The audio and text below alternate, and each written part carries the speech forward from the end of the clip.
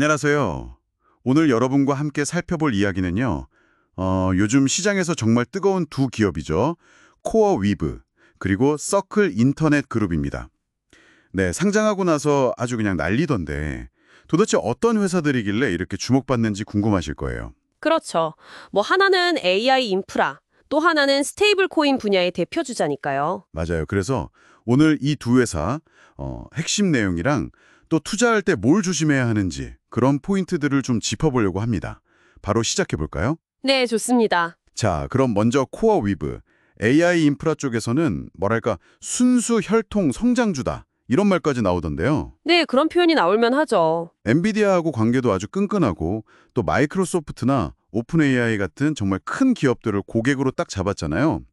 그래서 그런지 성장세가 어우, 네, 엄청나죠. 작년 매출이 무려 730% 늘었고 올해 1분기에도 벌써 420% 증가했다니 와, 진짜 놀라운 속도예요. 올해 전체 매출 목표도 거의 50억 달러. 네, 맞습니다. 정말 무서운 속도로 크고 있죠. 이 코어 위브의 핵심은 결국 AI 연산에 꼭 필요한 그런 클라우드 인프라를 제공한다는 점이에요. 그렇죠. GPU 같은 거 많이 필요하니까. 네, 특히 좀 영리한 게 대형 고객한테서 선불금을 받아서 그걸로 인프라를 미리 구축해요.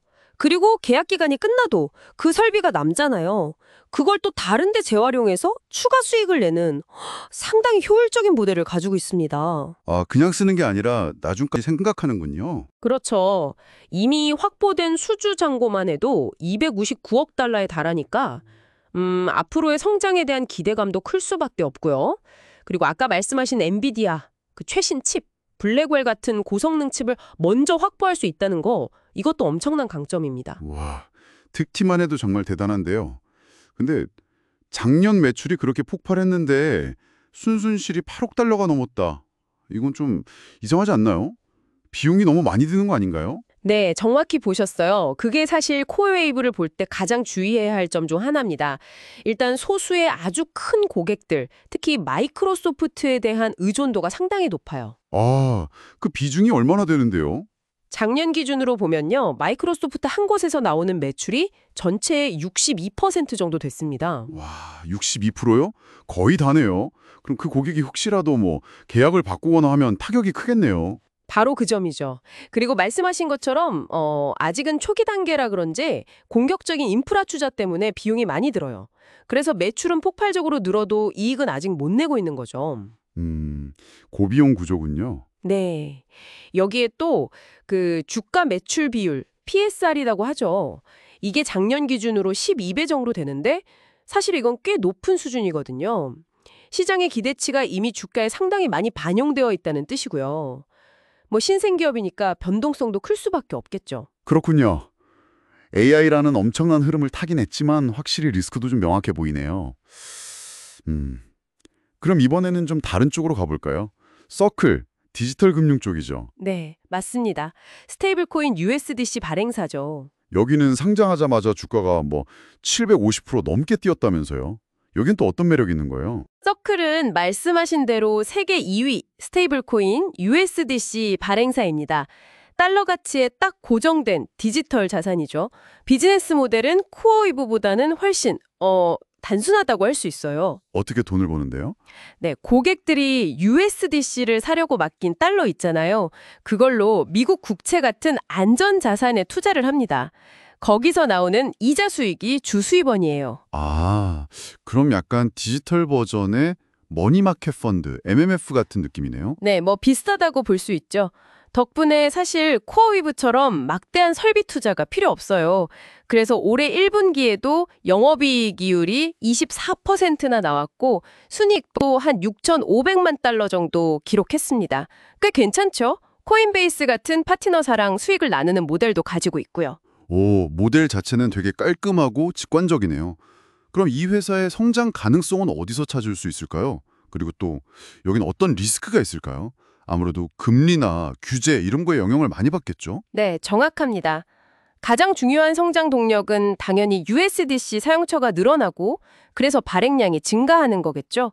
지금 한 600억 달러 정도 되는데 이게 늘면 늘수록 운용 자금이 커지니까요. 그렇죠. 이자 수익도 같이 늘어나고. 네. 그리고 금리가 지금처럼 높은 수준을 유지하면 이자 수익도 당연히 늘어나고요.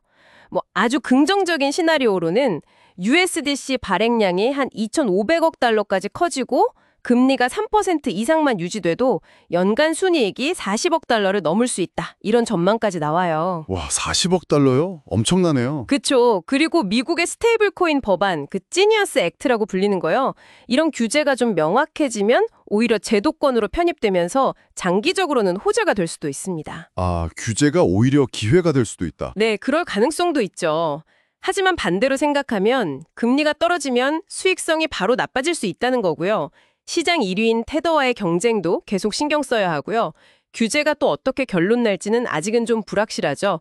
그리고 단기간에 주가가 너무 많이 올랐으니까 변동성 리스크도 당연히 있습니다. 네, 들어보니까 진짜 두 회사 모두 각자 분야에서 스토리는 확실한데 그만큼 안고 있는 리스크의 성격은 아주 다르네요. 코어 이브는 AI 시장 성장이 올라탔지만 고객 집중 문제나 비용 부담이 있고, 그렇죠. 서클은 수익 모델은 안정적인데 금리나 규제 같은 외부 변수에 크게 흔들릴 수 있다. 이런 거군요. 네, 정확하게 정리해 주셨네요. 결국 오늘 살펴본 것처럼 두 회사 모두 뭐랄까 고성장 고위험, 이 신성장주의 특징을 그대로 보여주지만 그 위험의 종류가 상당히 다른 거죠. 그래서 만약에 AI 인프라의 미래 그리고 하이퍼스케일러들이 계속 투자할 거라는 확신이 더 크다면 코어 2부 쪽이 좀 더 매력적일 수 있고요. 반대로 스테이블 코인이 결국 제도권 금융 안으로 들어오고 디지털 자산 시장 자체가 커질 거다. 여기에 베팅한다면 서클이 더 나아 보일 수 있습니다. 선택의 문제네요, 결국은. 네. 중요한 건 각 회사가 가진 그 구조적인 리스크, 그리고 단기적인 주가 변동성 같은 거를 충분히 이해하고 판단해야 한다는 겁니다. 네, 오늘 코어위브와 서클 이 두 핫한 기업에 대해서 정말 속속들이 알아봤는데요. 각자의 매력 포인트와 또 고민거리들이 좀 명확하게 보이셨길 바랍니다. 네. 마지막으로 여러분께 한번 생각해 볼 만한 질문을 하나 던져드리고 싶어요. 네, 어떤 거죠? 자, 코어 이불부처럼 소수의 아주 강력한 고객에게 크게 의존하는 그런 구조적인 리스크가 있고요. 또 서클처럼 금리나 규제 같이 예측하기 어려운 외부 시장 환경 변화에 직접적으로 노출되는 리스크가 있습니다. 장기적으로 봤을 때 여러분에게는 이 두 가지 종류의 리스크 중에서 어떤 것이 더 관리하기 쉽거나 예측 가능하다고 느껴지시나요? 아, 흥미로운 질문이네요. 네, 이 질문을 한번 곱씹어 보시면 앞으로 이 두 기업뿐만 아니라 다른 성장주들을 볼 때도 좀 새로운 관점을 얻으실 수 있을 겁니다.